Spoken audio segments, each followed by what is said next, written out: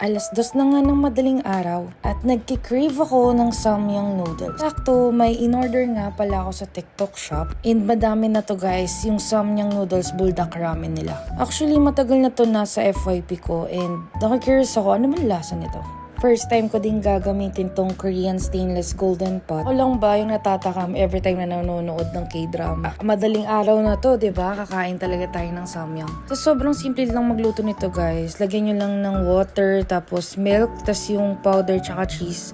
Tapos dun sa sauce, di kasi ako sobrang fan ng sobrang anghang, pero mahilig naman ako sa spicy, so konti lang. Grabe, itsura pa lang sobrang nakakatakam na guys. And by the way, 312 pesos nga pala tong buldak ramen na creamy carbonara na 6 pieces and 135 pesos lang tong Korean stainless golden pot na 22 cm.